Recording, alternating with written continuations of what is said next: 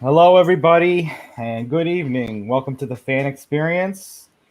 We are on episode 9. I hope everyone enjoyed the weekend of sports.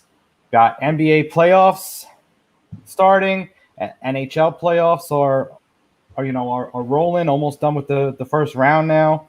Islanders are probably looking like they're going to clinch. They're up 3-0 series lead, and they're up 2-0 right now. So, I know our boy Scotty Wolff. He's loving this right now. So for those of you joining for the first time, the Fan Experience is a podcast for sports fans to come out and be under the spotlight and behind the podium. Have you ever tried to call into a sports talk radio show and vent about your favorite team or celebrate your latest win? Well, we're going to give you that opportunity and more. We're going to dive deep into when you became a fan, why you became a fan, and how all these fan experiences that you had in your life have impacted your life in any which way. Whether it was to grow closer to a loved one, husband, wife, friend, what have you. So we're going to give you a platform to talk about that. And please be social, put in some comments, and please just give us your 2 cents. And we want to thank you for coming back and listening to us once again. I am your host, Mike Katos. Alongside me is my co-host, Rick Molina. Rick, how are you tonight? Doing well, Mike. Good weekend of sports. A lot to talk about. So let's get to it, man. Absolutely. All right. So we're going to start off the show with talking about this new test that the NBA and Yale have joined forces to help create. It's a COVID test that is, it's named Saliva Direct. So pretty much you're pretty much spitting into, a tube, and you get in the mouth swab, and you don't have to worry about that. Yeah, I don't know. I've had it done. Rick, I'm sure you've had it done. But they stick that swab way deep into your nasal cavity, and it's not fun. I mean, it's uncomfortable for a couple of seconds, but that's a couple of seconds too much, in my opinion. If they could figure out something that they can do that would be a little bit easier than that. And also, it's also going to help streamline and get results done quicker and be able to test for it a lot quicker. And they're saying, what was it, 200,000 a day? I think I read. Yeah. So they can do about 200,000 results a day, which is phenomenal. And it's a step in the right direction. It's not a vaccine, but if we can get a jump on these tests, then we can help stop the spread a little bit, because we're going to catch them a little sooner, and maybe they don't pass it on to another person. Rick, I want to hear your thoughts. Well, first of all, good evening, everybody, and welcome back to the podcast. This is a kind of like a breakthrough moment, I guess, in terms of testing for COVID-19. And I think not just for the NBA, but for the country as a whole. I think this is incredible. I think the fact that now we have a saliva test where, speaking from experience as a guy who's had COVID, and it's one of the most horrible things you can have. I mean, I had everything except for the lung stuff, but it's pretty awful. And if there's a test out there that you can take, and especially for regular people, older people, the general public in general, where they don't stick a swab up your brain, right? Like they stick it up into your brain, and it's like one of the most horrible experiences in your life. But if you can have something where it's a saliva swab, where you can then take your results. The one thing about it is you got to take your results like to a lab. So who knows if there's like a lab close to you. But I mean, if you can get your results there within a day, I mean, that's tremendous. If you can find out you're sick or you have, symptoms right away, that's great. And it's farewell for sports, because if we can identify guys who are sick before they infect the clubhouse or infect other players, and we can isolate them, still keep things going, and still kind of get back to a sort of a normal routine every day. So this is an incredible breakthrough in terms of, sort of therapies for COVID-19 and for advancements in testing, because the key here is getting tested, knowing right away, and being able to isolate you quickly. And for the NBA to invest $500,000 with Yale and come up with this is even better. I mean, again, the NBA is at the forefront of these things. Adam Silver is just batting 1,000 when it comes to how he handles COVID-19, and other commissioners need to follow the lead. You got to get involved. So I think this is great. I think as we go along, pretty soon we're going to have a vaccine. But the notion that testing is getting easier, more, cheaper, more available to the general public is a good thing, and more good news to come on as far as we combat COVID-19. Yeah, it's great news for sports, and it's great news for just everybody out there. Yeah. Let's be real. It goes beyond sports. 100%. So that's a great step in the right direction. So there's another big story that happened last night. Last night, right? Yeah, it was last night. Yeah. Yeah. So the Padres and the Rangers, we're in a 10-3 game in the 8th inning, and Fernando Tatis was up. He hit a home run earlier in that game, and then he had a 3-0 count on him, and he swung 3-0 and hit a grand slam, with a 7-run lead, and he made it 14-3 after that.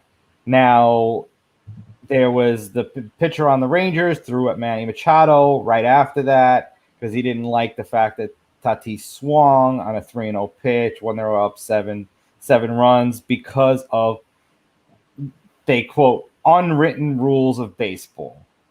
I'll let Rick take it from here, and I'll put in my 2 cents after. Here's the thing, man. The world is changing and the game is changing. For these guys to get upset at this kid who crushed a 3-0 pitch into, that send it, straight to LA or wherever it went, I have no problem with that, dude.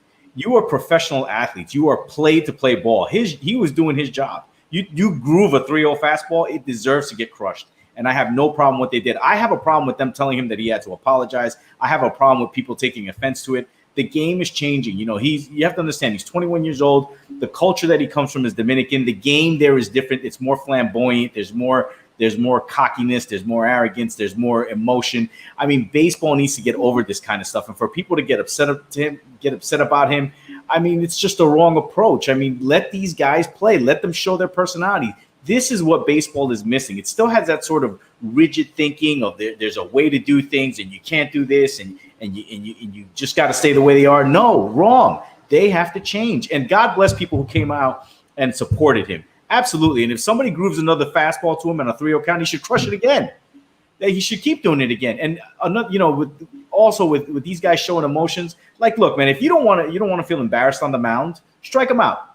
If you don't want to get feel that way, strike him out or get him out. Don't complain about it. Do your job. His job was to strike him out. Tatis's job was to hit the ball out of the ballpark, and he did just that. So I have no problem with that. I have no problem with the bat flips. Juan Soto watching one of his. I have no problem with a guy hitting a moonshot and watching it. I'd watch it if I hit a shot like that. So as far as I'm concerned, more power to Tatis. More. We need more of this in the game because baseball needs excitement in the game. It needs to bring back the youth. And for those guys like that went on these rants today and said this was against the game, to hell with them. Screw them. Tatis, God bless you, man. Keep doing your thing.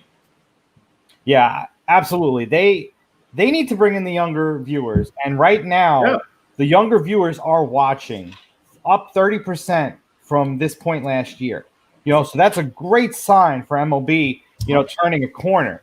Yeah. But if you're going to go in and throw this little wrinkle into the whole landscape, so kudos to the commissioner's office because, they suspended the pitcher that threw at him because 100%. it's uncalled for. That's uncalled for. Swinging at 3-0 is perfectly fine, and it's part of the game. You swing when the pitch comes, you swing at it or you don't. Exactly. Those are your choices. So you can't get suspended. You can't get penalized. Nobody can say anything if you swing the bat. They shouldn't say anything. No. I don't care what the score was. If you got a meatball 3-0, and you can hit one, if you can hit one to the moon, by all means. I mean, it could have been a fly ball. Yeah, that could have been caught. It could have been a ground ball. It could have been a swing and a miss, and it would have given him 3-1. Anything could have happened. There was no guarantee he was hitting a grand slam on that swing. But obviously he liked the pitch, and that's why he swung at it. Yeah. So you're not gonna you can't sit there and throw at your you can't sit there and throw at the teammate, and the manager on the other end, Chris Woodward, he was suspended as well. Good. And you know what? You can't take away these players' individuality, Right? Because then that is what's going to hurt the game. If you can't let the players act like themselves, and you know what, in like football sometimes it gets a little excessive. Some of the things that players do. But baseball, if a backflip's the worst thing, I mean, I'm sorry. Like this is, it's crazy. I mean, there was a point where you couldn't even rip jerseys off at the end of games, or and things like pies to the face. That was something that didn't exist back in the day, but Right. now it does. Yeah. All these great things that are bringing excitement to the game. That's what we need to bring the young viewers in. It's a new ball game. It's a new era, and we need to adapt and adjust to this new world. 100% agree with you. Think about it. Suppose it's 10. Let's say he doesn't hit a home run and it's 10-3, and the Rangers come back, and then let's say they take the lead. Then what do? I mean, you don't stop playing the game because of a 3-0 count. I'm sorry, man. You play, like Herm Edwards said, you play to win the game. And that's what the kid was doing, man. He was playing to win the game. So I hope it happens more often. I'm glad people spoke out on his behalf. And I hope that baseball continues to let these guys' personalities come out, because baseball needs that, man. Absolutely. And let's be real. The Padres has probably lost a couple of seven-run games before in their history. So you know what? If they're actually playing good, just pile it on. Come on, man. Pile it on right now. It's not like it was the Astros stealing signs. Like the dude straight up beat you, and just deal with it. But anyway, we're gonna move forward to our guest. Bring our guest on. Joining us right now is Matt Wolff. He is the founder and CEO of Ticket Time Machine. Let's hear his thoughts on this. Hey guys, Matt, how are you? How are you? I'm doing great. Thanks for having me today. Anytime. Yep. Absolutely. Yeah, so I think I'm with you guys. 3-0. He knows the meatball's coming. You swing for the fences. I watch a lot of PTI, and Mike Wilbon is always like, if you don't want him to run up the score, then don't let him do it. Just stop him. Yeah. But you can't let people just throw at everyone. It's just that stuff gets ridiculous. Yeah, absolutely. I know. So let's touch a little bit, on Ticket Time Machine. I want to start it off differently. I love the concept of the company, and I want to dive deep into it. I know one person that's not going to be calling up for a ticket stub for last night's game. It's going to be Chris Woodward. So yes. Fernando Tatis wants one. But anyway, so just talk to us about what Ticket Time Machine is. Let's start with that. Sure. Ticket Time Machine is essentially, it's a nostalgia company. We're selling memories. It's a souvenir ticket company, but we have other products, magnets, posters, stickers. It's actually the way it came about was a baseball game. I went to a Marlins game. Edinson Volquez throws a no-hitter, which was it's a top 5. If you ever seen a no-hitter, it's just a top 5 moment in sports for me outside of championship games of my favorite teams. You're so nervous while you're waiting, like as you get to the 7th inning, and it's just the whole crowd. It's almost like a Super Bowl type atmosphere. But he throws a no-hitter. I have a mobile ticket. The Marlins on the loudspeaker say, if you want a printed ticket, come to the box office. And I thought, this is great. I get online. It wasn't a ton of people there, but there were some people there. And I get up to the front. I go, this is great. Can you put Edinson Volquez no-hitter on there? And they said, no, we can only just print what your ticket was. And my background is in ticket printing. I know they can do it. They just don't want to do it. And that's how Ticket Time Machine was born. Coincidentally enough, that was actually, I think it was a Giancarlo Stanton bobblehead day. And now I don't go to a lot of Marlins games anymore because they moved stadiums. So at the old stadium, we used to tailgate, for 3-4 hours on a Saturday and then go into the game. Now there's no tailgating. So if there's a bobblehead or a special event, I'll go down. And if there was no bobblehead, I'm probably not at that game. I don't see the no-hitter. Who knows if I'm going to think of this idea to go forward with. So it's just one of those moments where everything was just clicking at the right time. Awesome. Yeah, I mean, it's like I said, I love it, and I know I have my fair share of ticket stubs still stowed away in shoebox or whatever it is. But yeah, so it's great, and those electronic tickets just definitely do not do the trick for sure. So you have even with the electronic ticket, there's really no limitation to what they could put out there, and they're terrible looking. I mean, you could have the nicest electronic ticket, it still wouldn't replace the printed ticket, but if they wanted to, they can make it look really cool. And I think that's the move they're going to try and do, is make a digital ticket really nice looking and try and convince you that if we put all your digital tickets in a digital wallet, that it's going to be okay. And, if you're a collector of tickets, it's not. Yeah, it's not the same. Rick, you got anything? Yeah, Matt, I'm interested. This is an interesting sort of industry. I mean, I guess, when how do people reach out to you? Like, what kind of tickets are they looking for? Are they looking for specific games? How far back do you go, to get a certain type of ticket for a client? I mean, what are if I'm a client looking for a kind of ticket, what are they really looking for? Like, how far back are they going for? Yeah, that's a good question. So I'll explain, I guess, the models on how it goes. I don't have permission to print anything today. I need licensing, and I need partnerships and permission. So the customers that I've had, they've wanted to buy tickets. We had someone do a 4-chord music festival with Offspring and Simple Plan, and then we did a Sopranos convention in New Jersey. I did some admission tickets for a small college in Miami.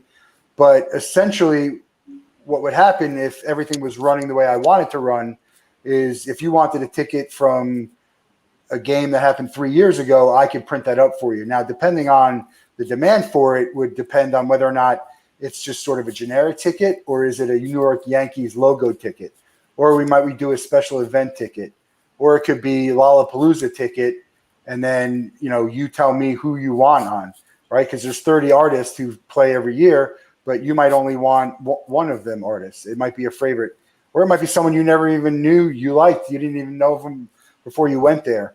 And then, from a sports perspective, baseball is a huge ticket collector market. There's a Facebook page called Booger Stubs, Boogers Stubs.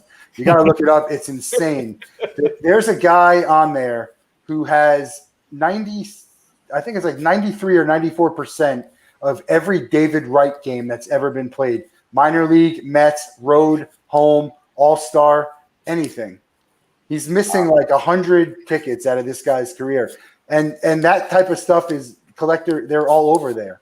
So people this year they're up in arms because all these milestones are happening. There are these debuts, and Judge hits homer 115 and 116, and there's these people collect every home run that Judge has, every win that Wainwright gets. I had a request for a guy who's collecting Wainwright, and right now I just print for people if they want it. I don't charge them. I put it on my generic stock because I can't charge them, right now, and it's just my generic stock. So I have a guy who's he wants Wainwright victories, and I write on there winning pitcher and losing pitcher, because customization and personalization of it is something that people really would like. Now, the purist of it just would want a ticket. And they might say, look, this isn't the ticket that got me in. It's not a legitimate ticket, but there's plenty of people who just want to commemorate it. It's sort of like if I get a poster signed by my favorite athlete, do you want it to say to Matt, or do you just want it to say the name? Well, if I want to sell it, I probably just want to put the name on there, right? But if it's my, it's a memory that I want to keep, put my name on it and put best wishes or whatever it is. It's, really personalize it. So there's a lot of different people with a lot of different ways that they collect, and we're happy to do it all. I mean, I'm hoping to make tickets from Woodstock back in the day, or the 1940 Brooklyn Dodgers, if that's what you want. It's just, again, all about finding the right partnerships, and licensing is very expensive. So we're in talks with people who have the licensing already. I think we're getting close, hopefully, to offer the Major League Baseball. The Tigers offered, so I think they heard it. The Rays and the Blue Jays offered tickets, like commemorative tickets, and they're not nice tickets. We can talk about tickets. I can talk about tickets all day long. You can go to your local printer and get a ticket like that. The stuff that we're giving are authentic tickets, and then we also have our animated tickets. And actually, I'll show it to you. I have it right here. Yeah, that's so awesome. It's an animated ticket here. and so it changes. Oh, nice. Like that. And on the back is 4-color process. This is the festival I did. So we did just if you wanted a certain band. And then it's probably not good TV, but the main one had all of the artists on there. So funny story about this. I signed on late to sort of partner with the festival. Offspring cancels 5 minutes before the gates are about to open. It was nuts. Meanwhile, it's raining all day. Yeah. And it's also on a Sunday of the Pittsburgh Steelers-Ravens game. So you think, look, if Offspring plays, it doesn't rain, and people come after the game and just be like, it's right there. You walk across, people parked right there. It would have been great. But Offspring cancels. A lot of my stuff had Offspring on it. So it was a disaster. Great day. The guy who runs it couldn't have been any nicer. He's one of the nicest people. He's actually he's in a band. They tour Europe. He runs this thing essentially by himself, and he's an associate professor at a college. So what happens this year is he goes and puts together 4-Chord Music Festival 7. This year he gets Blink 182. Everyone loves Blink 182. It's for that type of music, that's as good as you're going to get. Yep. And then he's got to cancel it again this year. So 2 years in a row gets killed, but luckily he rescheduled for next year. He's got Blink 182. So, but back to the Major League Baseball. So the Tigers put some stuff on sale, and they were charging like $10 or $25 for, again, a nothing ticket. So, I'm a fan. That's why I started this. I'm always going to be a fan. I take this from the fan's perspective. I want to get something that the fan likes at a reasonable price. I don't think just because you can charge $25 for something that you should charge $25 for something. Well, let me ask you this: as far as what is the hot ticket in demand right now for collectors, for people out there who are looking to sort of build up their memorabilia collection? What would you say out there right now is the hot item in demand in terms of sports ticket memorabilia or sports? Yeah, I mean that's a personal thing. Like, who's your favorite team? Who's your favorite player? Some of these guys, like I know a guy who collects all Jordan tickets. Someone else has all Mike Trout tickets. Mike Trout debut ticket from back in the day. It's worth what anyone will pay for it. But people are asking a lot. So some of the people on this Booger Stubs, they'll sell 50 tickets to you for $5 and ship it to you. But then they have some real special ones. I mean, you're talking about some really old tickets, some really rare tickets. They're just hard to find because who keeps that if it's not a memorable event at that day, then you don't know. But that's the great thing about what we want to accomplish is you just never know when something's going to be a memory. Like, who knew that Mike Trout, when he debuted, was going to be anything? Now, there's a lot of hot debut people now, and people are wanting that. But who knows? And I'll give you a good example. I'm a huge Gator fan. Yes. Tebow, we were at the Promise game when they lost to Ole Miss. My friend and I standing there for 15 minutes thinking there's no way that this just happened. But I have that ticket. It's a loss. I mean, how many people keep a loss like that? You would have just ripped it up like you're at the racetrack and you just lost, the bet, and you rip it up. And even after that, I'm like, how would I even know that's going to be an important ticket? But that catapulted them. They won all the games. They get to the national championship game. And that, to me, it's a very special ticket for me. Yeah. Well, awesome. So, touching on, what we do at Playing the Field. For those that are just joining us, Playing the Field is a sports fan community, so we're all about the fans as well. We want fans to get together, whether it's for friends or romantic relationships. And, my mind was going where if we have people meeting and going on first dates at a baseball game or a football game, and then come their wedding, like we have somebody to commemorate. I'll show you. Things. You got the look at that. He's already on. This is my wedding in February. There you go. Oh man, that's awesome, dude. But yeah, we've done bar mitzvahs. I mean, yeah, I'd love to commemorate a first date. I mean, my wife and I took her to see Billy Joel. It was our first New Year's, and I have a print at home ticket. It's terrible. I didn't know I was going to marry her. It was the first New Year's.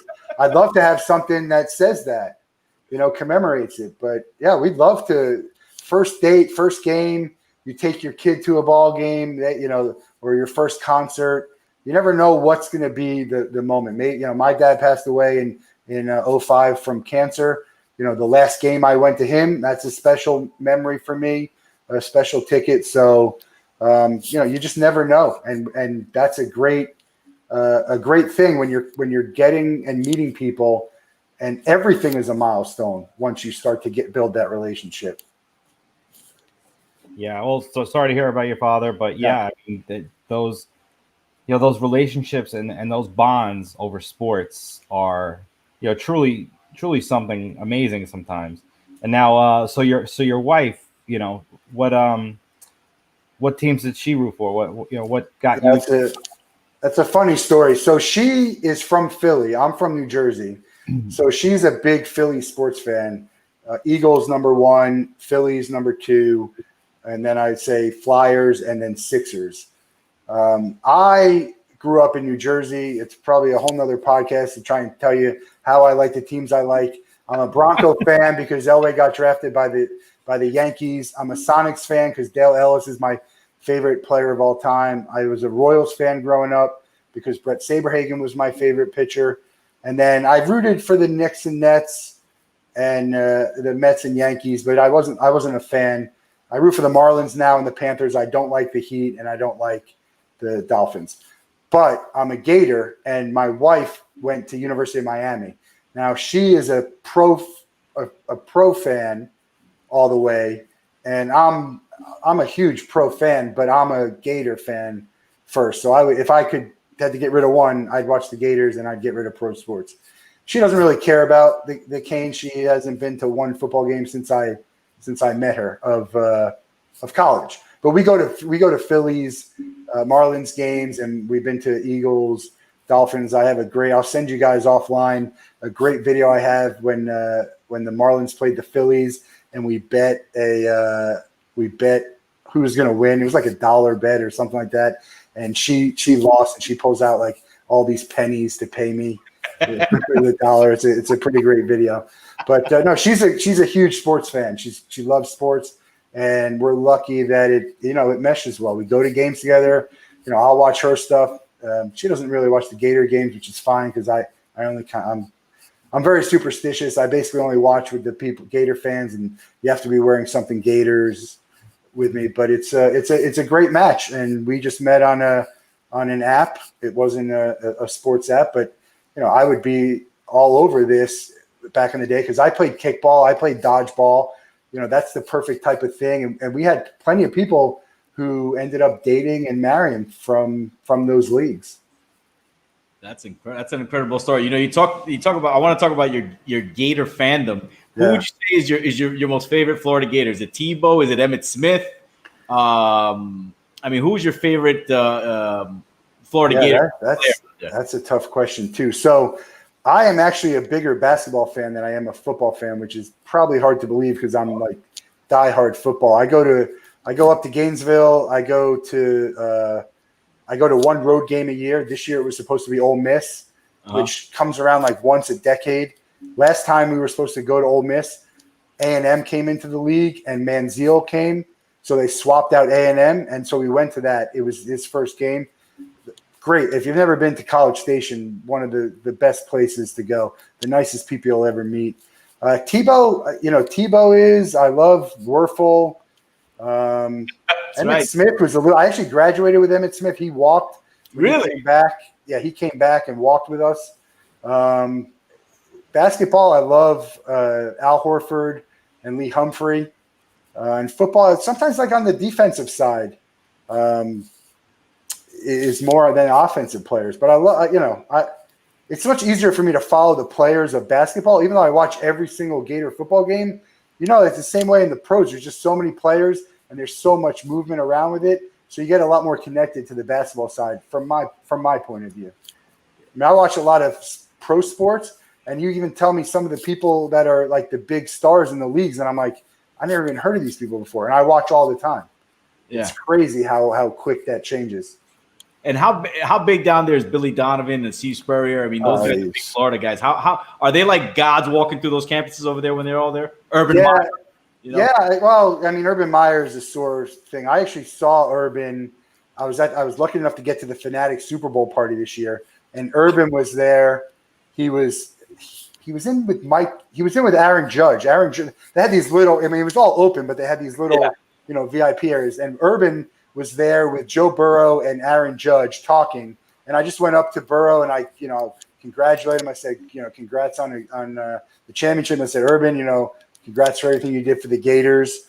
But a lot of Gator fans don't like him. I'm grateful for what he did.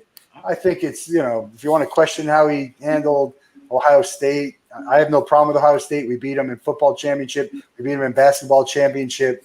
It's like, we own them pretty much. So it doesn't really matter. The funniest thing I saw at the Fanatics, which you guys might get a kick out of, was that Mark Cuban was there in a sleeveless short sleeve shirt.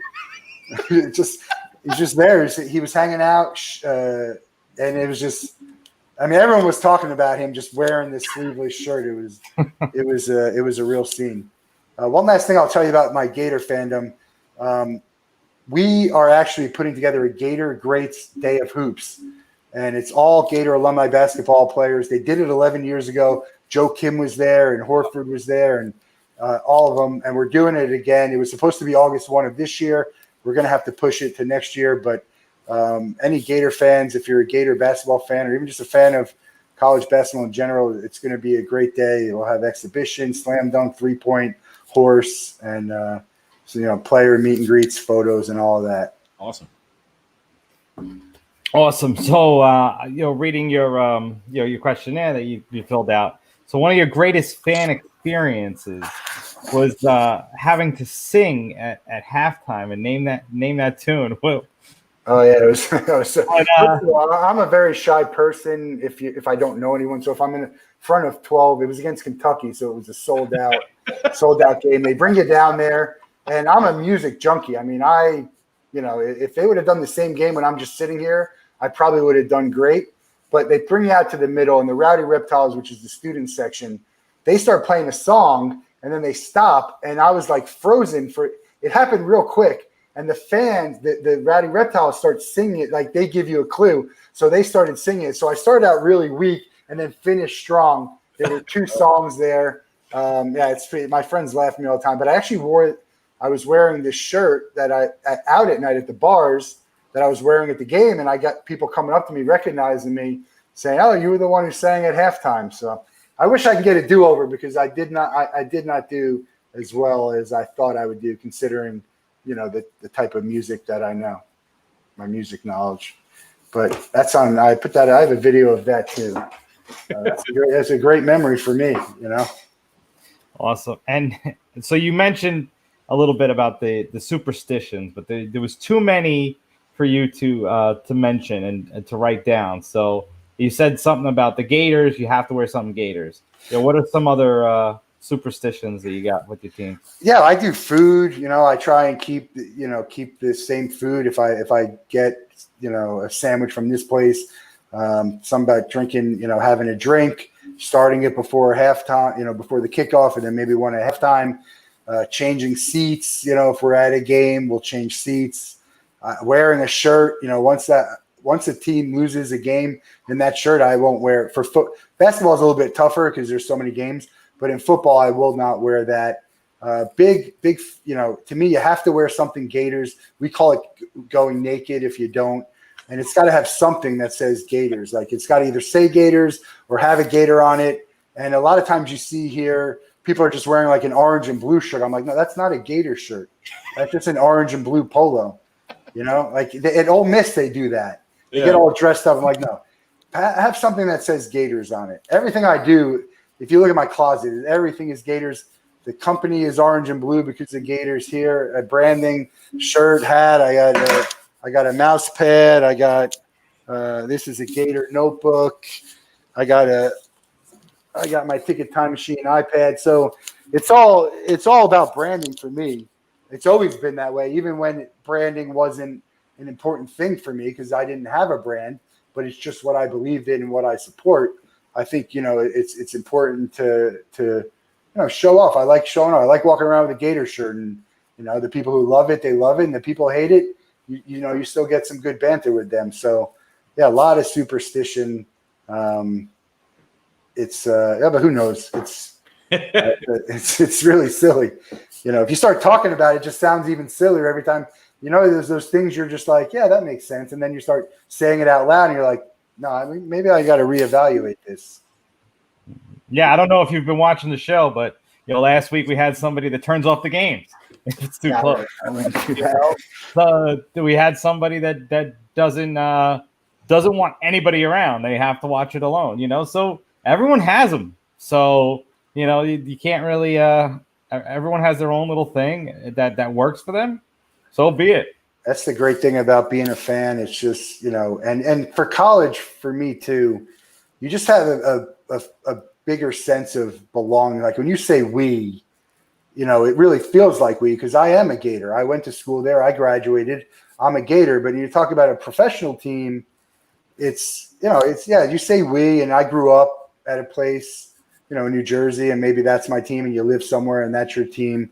But it just gives you a sense of pride. I think, having a team that you can get behind and love, and it doesn't matter. People be like, oh, you're a bandwagon fan. I couldn't care less who you like. As long as not every year you're not jumping from one to the other. If you decided to like this team because they were great and they won 4 in a row and that's your team, that's fine. It doesn't bother me. Yeah, absolutely. Right. Yeah, a couple final ones from me. You talked about, I guess you have something going on with the Detroit Tigers. Tell our viewers what else you got going on as far as the company. And are you going to have anything? Is anything going on with the University of Florida? Where you're going to be doing tickets for them? Whether it's basketball, football, baseball, what have you, collaborating with them as the company grows. Yeah, we've had a meeting before and some discussions with the Gators. It's the college. It's all about licensing, and they go through a company called the CLC. It's now run by Learfield and IMG. It's a big process. So it's, eventually we will do it. I'd prefer to just go work directly with a team than do a licensing. They actually would do better, generate more revenue to do that, as opposed to just me paying a licensing fee for them. But we're working on some really cool technology with these tickets, pushing digital content, gamification, augmented reality experiences. So you can maybe have a clip of the game, or stats, or a box score, or upcoming schedule, or standings, whatever it is. There's no limit to what we can do for that. And that's what we're working on. We're also working on a virtual city. So with everything not going on in person, we're going to have a city where if you want to go, we have a sports bar, and there'll be games that are on there. So you can go with your friends, just like we're talking now, but we're avatars in a world with the TV there, and we're watching the game together. Wow. And so we're working on a lot of that stuff. It's it's all, we're in talks for partnerships. I'm a big partnership guy. Like let me use my resources and my skill set, and then we'll use your resources. We'll pull together. We'll put this out to everyone, and we'll share in the revenue. Because I can't create all that. And look, if you want me to pay a licensing fee or a huge amount of money for you to create something, I guess I can do it. But it'd be better if we just partner together. And that's why you see, you're going to see a lot of partnerships with us, whether it's on the ticketing side, whether it's on this virtual venue side. I'm a big believer in partnering with good people, good companies, and good causes. And that's what we stand for. It's we're working on a social responsibility platform. It's going to be up on our website and all over all of our socials. It's going to be very clear how Ticket Time Machine feels about everything. I don't like this ambiguity. I don't like let's all the noise you hear because this is a hot topic, and then they just want to be heard, but their actions don't back it up. And we're going to back up everything that we say. Being genuine and honest and transparent is most important to us. And we're pretty excited about the future, whether it's the ticket stuff or the virtual venue. We want to get fans what they want, and we want the experience to be elevated, and we want it to be affordable. Like, don't squeeze every penny, like I said before. Like, it's going to be affordable, because if you're a fan and you got to buy tickets, think about this. If you're a baseball fan, I don't think everyone's going to want all 81 home games or even 162, right? But you might want 40 or 50 tickets And that becomes very expensive because it used to come free with your season tickets. Yeah. And now you're going to have to pay for it, which is fine. If they want to go digital, it's fine. Charge them for it, but at least allow them to have the option to do it. And my feeling is a lot of people don't care about the fans. They're going to need to start doing it. And, we'll see what happens. I like to consider myself a disruptor in some ways. And, the status quo isn't good enough. And so we're going to turn this on its side. And finally, Matt, everything is going digital, right? Like your debit card's digital. I mean, everything we do is in digital sense, and we're more and more we don't use cash. I mean, before it was the paper ticket. I mean, do you see a sense where in the next few years that ticket, where it has so much nostalgia, creates so much memories, not going to exist anymore? I mean, what's going to be there for the fan to sort of say, "Hey, I went to this game," and have that memory if we're moving into a digital age? Yeah, well, we're going to be there, so that's what's going to keep the printed ticket. Okay. And as they go to digital, that's great. Everyone go digital because they're going to come to us. We can provide and help that. Digital, I mean, you'll hear a lot of reasons why they're going digital. It's not a better experience for the fan. There's no difference with touchless if I hold an RFID ticket or wristband or my phone. They like to collect your data. They can monitor who you're transferring it to, and they're getting rid of an expense. So we're taking what was an expense for them and making it a revenue generator, revenue stream, giving you extra assets for your brand partners and your sponsors. And I mean, they can't go 100% digital right now. So there always are going to be some type of, even if it's just a few people at the box office giving it, but you got to give people the option. Cash is never going away. I'm a big cash guy. The paper ticket, the people wanting a tangible memory, it's never going away. So now it's just a matter of the scale, how are you going to provide it? And, everyone has to keep up with the times, and you also have to, do your customers right. And so, we're pretty confident that we'll be able to help provide the fans these printed tickets, and the people who want to go digital can go digital. This is not harming anyone from trying to go digital. Yeah, so we got to wrap it up soon, but yeah, so I noticed that the colors of the logo is blue and orange. I love it because obviously I'm a Mets fan, but I also noticed something else. You got the time machine, the TTM right there. That's the flux capacitor. Yeah, it's the flux capacitor. So I love that touch. So I have to assume that you're a big Back to the Future. Oh, I love Back to the Future. I think Back to the Future 2 is almost as good as the first one. I love that movie. I love the third one, not so much. Yeah. But also in the ticket time machine, if you see here on the T's, you got an arrow going forward and an arrow going backwards. So we can go back in the past. Okay. We can go to the future. It's kind of like that FedEx, where so I got that idea from that. You go look at the logos with like the hidden meaning in it. Not everyone sees the flux capacitor. The T's with the arrows are a little bit, and it's not really a flux capacitor in case anyone asks. Got it. It's just like, no. It's like one of those jacks. The jacks we used to play? Yeah. Jack. That's what it is. It's just like the jacks looking from the wrong angle. So are you looking forward to next Friday for Bill and Ted? I'll watch it. I'm a movie junkie. I used to go to a movie like every Friday, and I'd go see a doubleheader Friday afternoon. And I'm looking forward to when I could go back. We watch a lot of Netflix now, and there's been some pretty good Netflix movies. My wife is a big series watcher. Yeah. I prefer to watch a movie. So we kind of watch series during the week, and on Friday night, Saturday night, we'll throw on a movie. But there's been some really good ones. Yeah, I just finished Project Power. That was pretty good. Now that's on our list. That's with Jamie Foxx, right? Yeah, and we're gonna watch that fairly soon. You liked it? I liked it. Yeah. I liked it. So we'll wrapping up. So, if anybody wants to connect with Matt, we have links in our description below or above. You definitely connect with him. If you like Ticket Time Machine, please visit him at tickettimemachine.com. Matt, as for me, we're going to keep in touch because, I definitely see us, working together in the future, when we can get both of our, ventures rolling. And, I have people meeting at games. I definitely want to help commemorate their first dates and whatever, whatever the case is, maybe a big event at a game. I want to be there. Yeah, I'm in. I love the idea you're doing, because I think the dating aspect of it is good, but the other aspect too, just bringing sports fans together is huge. Yeah. It's not meetup, but it has like some meetup, functionality to it. And so I think, it's all, I think you're going to find a lot of success and a lot of people who like that, who are, want to find someone who's similar, because in the dating world, the women will tell you they like sports even if they don't, right? And you're gonna tell the women something that you like, even though maybe it's not. My grandma tells me this story. She used to go to the opera, and my grandfather told her how much he loved it, but he just said that, because that's what she wanted to hear, and he went to the show, but he hated it with a passion.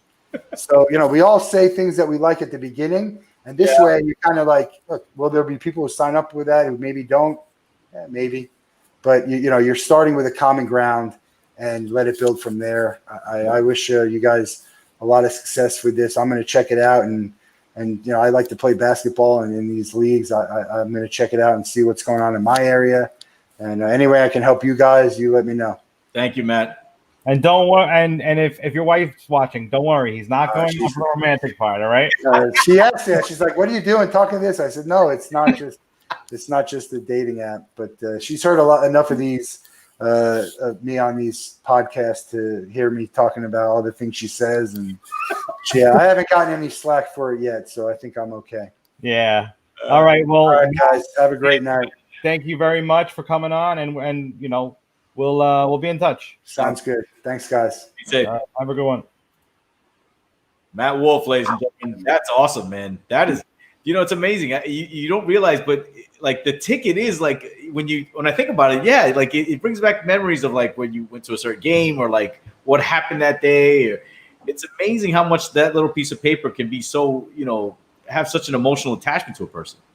Yeah. I mean, I know I still have that, that one with the Mets Angels game that I went to. I still got that stub hanging around. Yeah. And a scorebook and everything. Well, Washington tied up the Islanders. Did they? 7 seconds left in the second, so it's a tie game here, but still a whole another period left. So we'll touch on today. We're gonna continue our NFL preview, and we are focusing our attention on the NFC North. Care to choose a team to start with, Rick? The Lions. We can start with the Lions. I mean, what's their over-under for the year? Lions over-under is 7 games. So, yeah, I got 6.5. So yeah, and Matt, this is Matt Patricia's 3rd year. Matthew Stafford's back there, but I don't know. I think that guy is so alienated that locker room that I don't see any way they win more than 6 games. Yeah, I have them at 6. Yeah, I just don't see it. I mean, unless they play Chicago every week, they might win 10 games. But other than that, I just don't see. Nah, I don't think Chicago's going to be that bad. I mean, you got to remember, Foles is there. Foles, come on, man. Listen, he couldn't get it done in Jacksonville. He got a nice run. He got a nice run when they won the Super Bowl with the Eagles. But Foles is not. He's not a top 10 quarterback. He's not a guy. I'm not saying top 10, but better than Trubisky. Oh, Trubisky's that's like me playing quarterback. I just throw all over the place, man. But here's the thing, man. Foles has not shown that he's a guy who can carry a team for 16 games. Just hasn't. Yeah, I just I mean, he's been on how many teams? What, 4 or 5 teams? Come on. Grant, I hear your point, but with that defense, like it's Trubisky just not the answer, and I think at least a couple more wins because Foles is in there over Trubisky. They're not winning the division.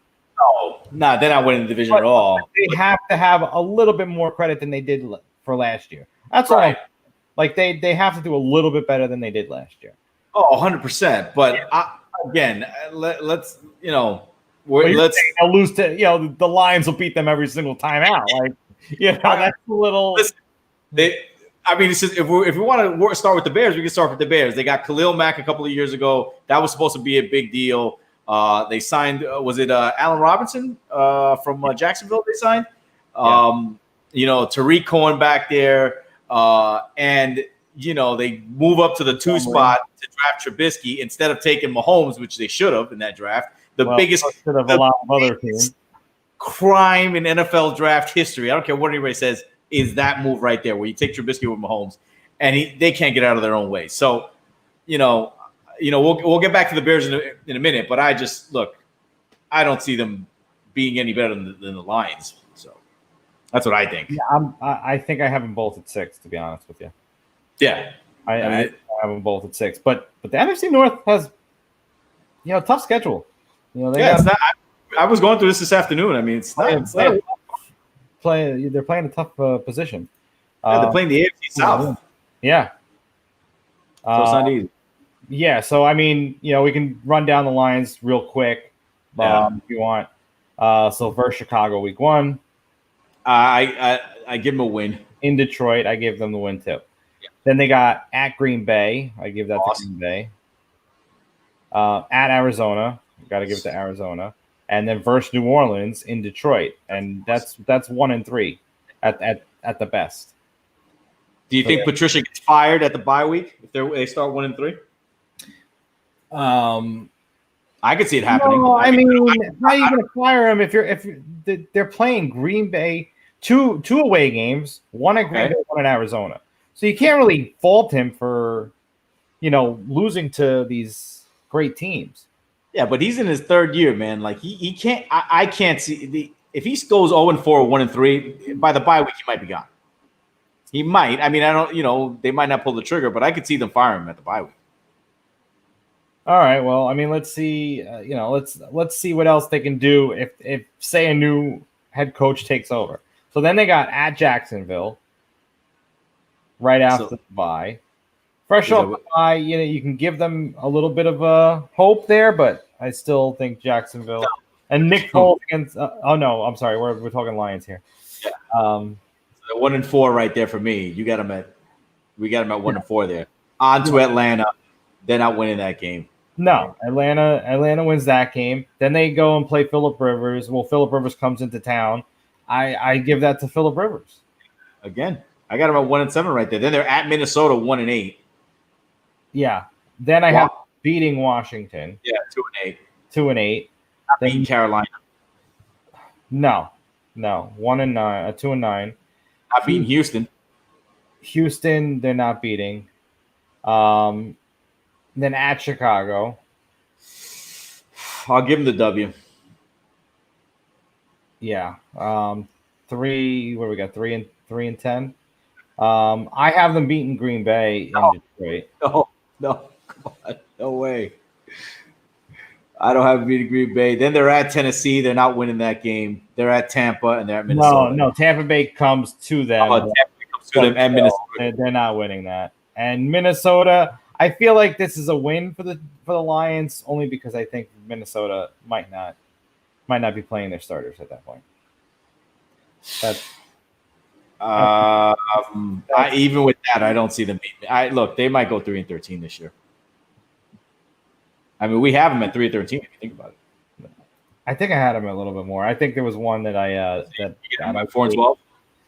I thought I had them at 5, to be honest with you, but I could be mistaken. But I got him at 3-13, man. This is Patricia's last year. I could be thinking about the Bears. So the Bears are the next one's up, and what were they? Over under of 7.5, right? Yeah, 7.5. That's what I have here. So you got they start at Detroit. We already gave that to the Bears, right? Oh no, we gave that to Detroit. So they're 0-1. 0-1. Then they got the Giants. 0-2. 0-2. No. Yeah. No. They might win that game.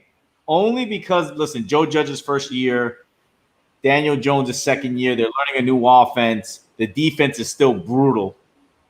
So, and the Giants, they've been shaky, man. I mean, Arizona went in there last year and just lit them up. I mean, so we still don't know. All right, so let's go 1-1 there. 1 here, yeah. At Atlanta, they're not winning that game. No, they're winning 1-2. And then Phillip Rivers comes to town. I got Phillip Rivers. I got to give that to Phillip Rivers. Same here. Then Tom Brady comes to town. Win for the Tampa. That's. I mean, we already have him at what? 1-3, right? 1, 2, 3, 4. Yeah, 1-3. Now 1-4. Then at Carolina. That one I think could go either way. That's a coin toss. I'll give it to Carolina because they're at home and they got CMC. Yeah. So okay. So we got 1-5. Los Angeles Rams in LA. It's 1-6, easy. Then New Orleans home. They got New Orleans coming in. Yeah, but you're not beating New Orleans. Sorry. Well, listen, it's not a dome game. It's the first week of November. Yeah, no, I'm still giving that to Drew Brees. Sorry. Then they're at Tennessee. King Henry. They ain't winning that game. So now we got 1-8. Then versus Minnesota, I want to give that. I mean, it's prime time though. Dude. It's prime time. I don't know. I feel like it's a. Why? It's Kirk Cousins on prime time. He never plays well. That guy's just brutal. That's true. So what are we at? 2-7, 2-8, 7-8, something like that. Yeah. 1, 2, 3, 4, 5, 6 games left. So yeah, we're 2-8. Then they have a bye. Then they're at Green Bay. That's a Green Bay game. 2-9. Then they play Detroit in Chicago. I think we gave that one to Chicago, right? Yep. So that's 3-11. No, 3 is it? Yeah, 3-11. No, 3-9. Sorry. Then versus Houston, you're not beating Houston. At Minnesota, you're not beating Minnesota. At Jacksonville. So here, Foles goes back to Jacksonville. I give him that one. Yeah, I'll give him that one. And then versus Green Bay to end it. It's a loss. Well, I think that's Green Bay. So what do we got them at? Like 4 or 5 wins? 5 wins. Yeah. So 5-11 for them. Vikings or Packers? Let's go with the Vikings. Okay. They have an interesting schedule. They do. I mean, mind you, Tampa Bay comes into both Detroit and Chicago. Right. I mean, even Tom Brady, not on the Patriots, still gets the cakewalk schedule. Dude, the guy walks on water, man. Don't you get it? That's like getting a meatball on a 3-0 pitch. Dude, the guy walks on water. Anything Brady touches, man, is just, Jeez.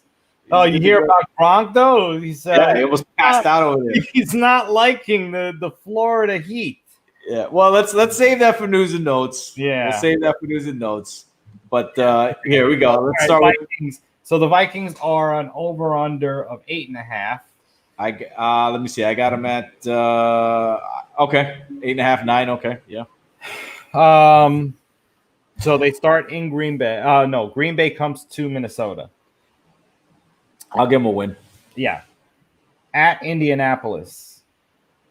Indianapolis is going to be a tough team this year, man, with Reich and Phillip Rivers. I'll give them a win. I'm going to give them a win. Vikings? Yeah. Dalvin Cook, Cousins. No Stephon Diggs out there, but I still give them a win. So we got 2-0. Versus Tennessee, I can see them beating Tennessee and Minnesota. I got them starting 3-0. Wow. Okay.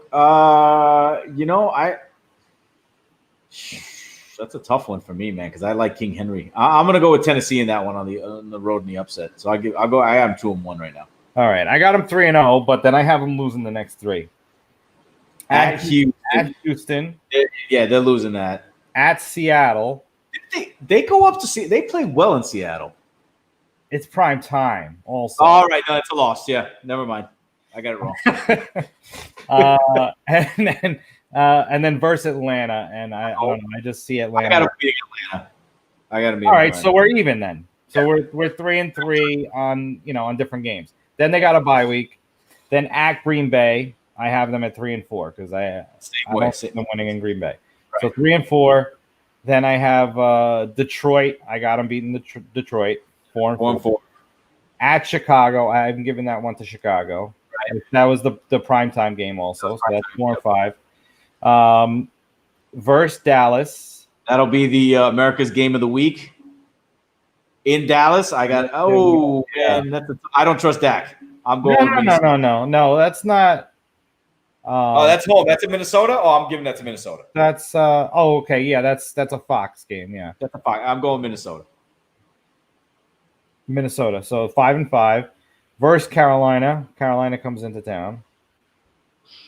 I can see them beating. I can see them beat Carolina. Yeah. Yeah. So we got 6-5. Mm-hmm. Versus Jacksonville, 7-5. At Tampa Bay. Loss. Yeah, 7-6. Then Chicago comes to town, 8-6. At New Orleans. They beat New Orleans last year in the playoffs too. That's a Sunday. That's a Friday game actually. Friday Christmas. I'm giving that to New Orleans. Yes, I'm giving that to New Orleans as well. So what are we at? 8-7, and then at Detroit. So yeah, 9-7. Then they're playing their starters. Okay, 9-7.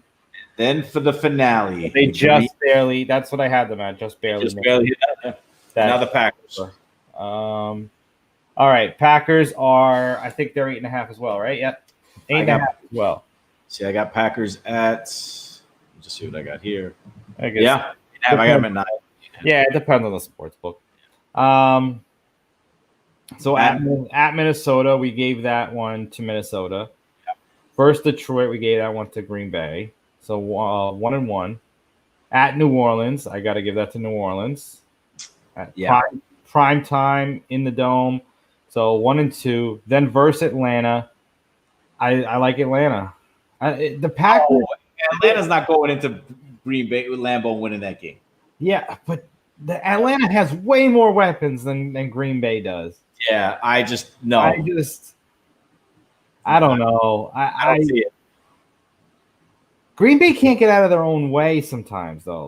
Listen, I get it, but that's a primetime game. All right. Okay. All right. I don't see, look, you can go your way, but I don't see Aaron Rodgers losing that game on a Monday night. Okay. All right. So we'll say 2-2. Then they have a bye week. Okay. Then they're at Tampa Bay. Oh, that's a good game, but Tampa's going to win that game. Their defense is solid. Yeah. 2-3. Then at Houston, I got to give that to Houston. Yep. So we got 2-4. Then versus Minnesota, with Minnesota coming to town, I gave that one to Green Bay. So 3-4. At San Francisco, Francisco owns the Packers. But Aaron Rodgers might get crippled in that game. San Francisco owns. I mean, the Green Bay Packers are publicly traded. I'm pretty sure the 49ers have about 95% of that ownership. Oh, it's good. That game's going to be ugly. I mean, it was 27-3 before you knew it in the championship game. That game's going to get ugly quick, man. Yeah, absolutely. So what are we? 3-5, 3-6? Yeah, we have them at 3-5. 3-5, I think. So we're 3-5. We're 8 games in. Okay. Yeah. Then Jacksonville. Then versus Jacksonville, I'll give it to the Packers. Yeah. 4-5. At Indianapolis, I give that to Phillip Rivers. No, I'll give that to the Packers. All right. I can see him pulling. You have them at 500, 5-5. I got them at 4-6. Versus Chicago, they're winning. I give them that. So 5-6 on my end. Versus Philadelphia, I give them a loss there. I give them 5-7 for me. I got them at 6-6. You got them at 6-6. I got them at 5-7. At Detroit, I gave that to Detroit. 5-8. You got them at 5-8. I got them at 7-6 right now. Yeah.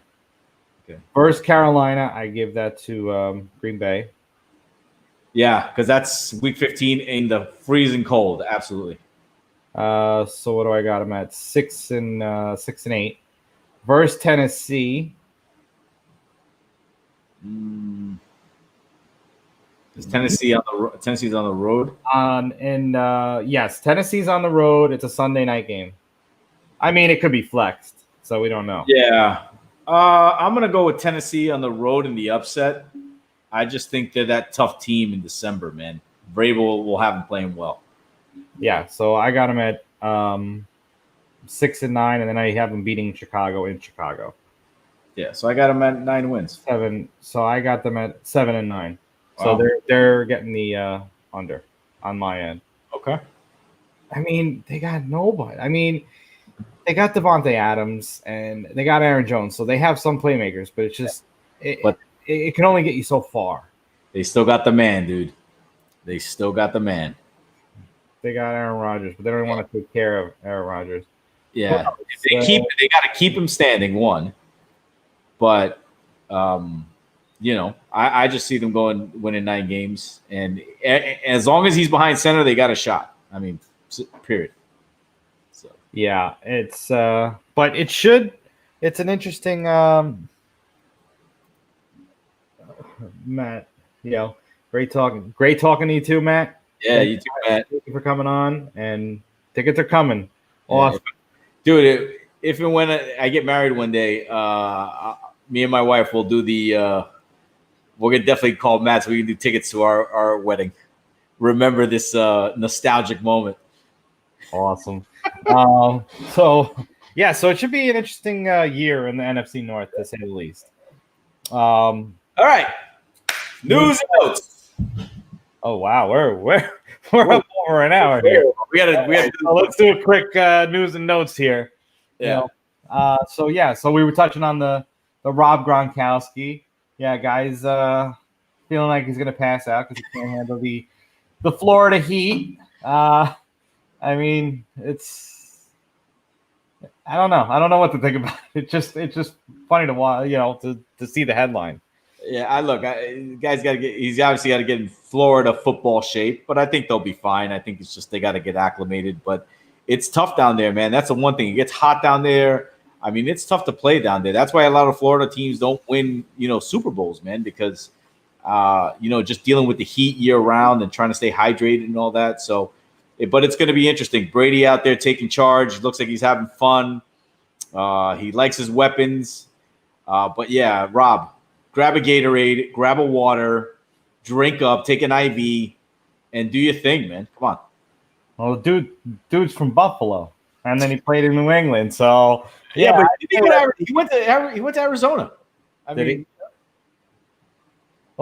grew up in Buffalo and right. then played in New England for years. So you could see why Florida might be a little bit too much of a shock. But he went to Arizona State, right? Is that where he played? ASU? I'm not sure. Oh, I thought he played over there, but if listen, drink some water. He'll be fine. Yeah. Well, he was drinking a lot when he was in college. So I'm gonna just go out on a limb and just guess on that one. What else we got? So we got what else we got? What else we got? What else we got in the world? Hold on. Let me take a quick look.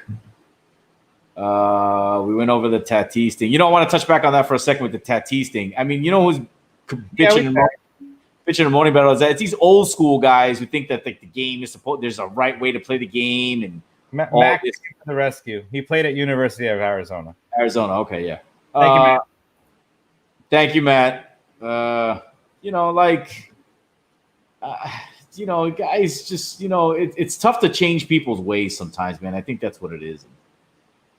People just don't want to change, and I think it's just a cultural thing too. Let's be real. In the NFL, people love seeing touchdowns. When Tyreek people love the celebrations, like Tyreek Hill, yeah. When Tyreek Hill just got wide open in the Super Bowl, that changed the entire game. Everyone just got up out of their seats. They were all like this the whole game. It was like, oh my God. Yeah. And after a penalty, and after a reversal, might I add. So it was like a double whammy on that play. So, but that's what brings the excitement, Odell Beckham coming in with one hand and just bringing it in, it's just, it's crazy. Here's the other thing: Mike Trout is the best player in baseball by far, right? He's by by far is the best player in baseball, but the guy has like no personality. Like you don't really know. Like he plays in LA. Like the Angels aren't that good. Like there's no like yes he's for being the best player, but he has no there's no charisma. There's no there's no flamboyance. I mean these kids bringing that. That's what's missing, man. If they can be the faces of the game, I think that's great for baseball. But Trout just goes about his business, and he's just it's just plain, man. Like you got to get some life. But anyway. Moving on to Gerald McCoy getting hurt for the Dallas Cowboys. I don't know if you saw the video. And released. So they released him today. He was doing a drill, and he just literally fell backwards and tore the tendon in his quad. And it was just like the most minor sort of freak accident. And then they cut him. I mean, it's amazing. Football, man, you have a short lifespan in that business. Yeah, speaking of injuries, our team, our beloved Jets, yes, Denzel Mims hurt his hamstring, and they signed Chris Hogan off of the scrap heap. So Chris Hogan is back in the AFC East yet again. He's played for every team in the AFC East. A lacrosse player that plays for every single football team in the AFC East. Did he play for the Dolphins? Yeah, he played for the Dolphins. He plays for every team in the AFC East. But awesome. Look, here's the thing about Mims. Remember when Odell first came into the league and he had a hamstring issue? Yes, so that's the way I'm kind of looking at it. He had a hamstring issue. Let's not go too crazy. Do you think Mims is going to be Odell Beckham? I think he's going to be fine. I think they're just let's precaution. Like we haven't heard anything that he's got to go see a specialist. I mean they were talking about how it was pretty bad, but I don't say that. Come on, man. Well, to sign Chris Hogan. Yeah, that must be pretty. I mean, look, and that kid got drafted before him, Justin Jefferson. Dude's a lacrosse player. They signed a lacrosse player because he got hurt. No, he had his moments, Hogan, a couple of times with Brady mostly. But look, man, I think the good news out of camp so far is this Mekhi Becton, man. I mean, he's been tearing it up. Yeah, when they're saying he's the biggest human being they've ever seen in their lives, I'm happy. That means Sam will stand. Yeah, no, that's obviously good, and it was nice to see them go that route in the draft. But they screwed up and they should have gotten a couple more receivers. They should have got a backup quarterback in the 4th round. That was okay. Yeah, I'll give you that one. But all in all, I think they didn't do too bad on the draft. Compared to years past. No, they didn't shit the bed. No. Yeah. So we got Mims, McCoy. What the couple of NBA injuries, right? Celtics, Hayward out 4 weeks with an ankle sprain. That poor guy, man, he can't catch a break, dude. Yeah, it's rough. I mean, they took off for how long? I mean, it's inevitable that it's going to happen. I mean, even when they're they're full go of all these things and playing all the time, it's going to happen as well. But football, football's getting scary because there's a couple of people getting injured already, and we're 2 weeks out. Yeah. Well, I mean, look, every year. I know, but that usually happens in May and June. Now we're talking August 18th.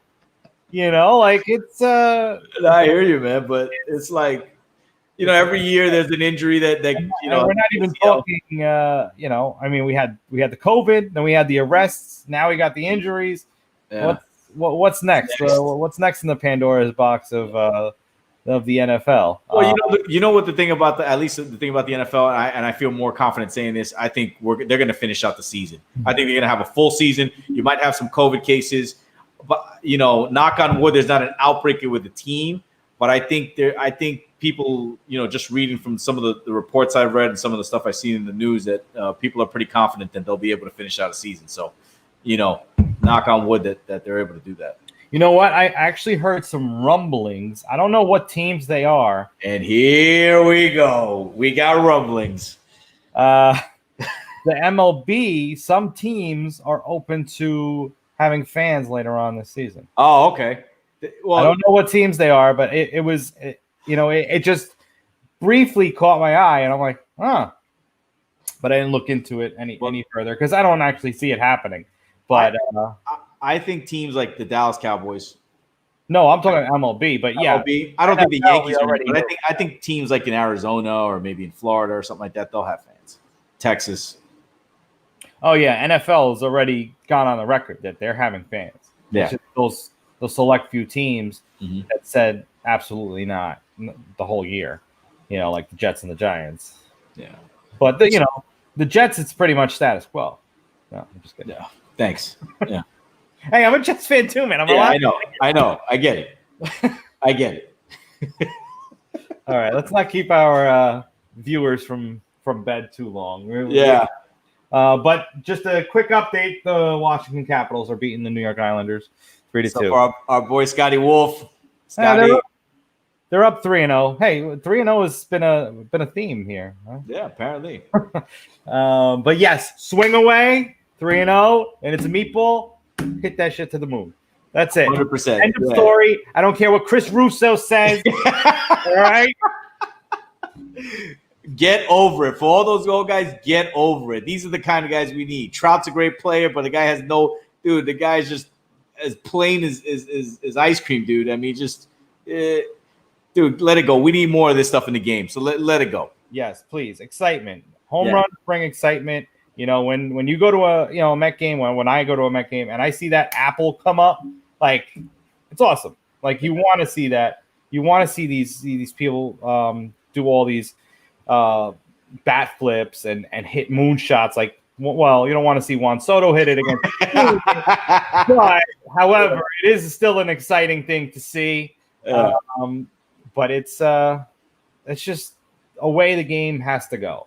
You want to get those young people in there, and you're not going to get them by countless no hitters. I mean, let's just there's that. I hate John Sterling, but when he goes in there and he's calling a home run call, that stuff is exciting. So we need more of that, more action. Change is the law of life. But with that, my friend, this was another great episode. Want to thank Matt Wolff for coming on. Ticket Time Machine. TicketTimeMachine.com, everybody. Go and visit the page and go get your commemorative tickets, nostalgia, any kind of memorabilia.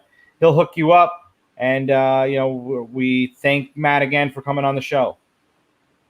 So until Thursday night.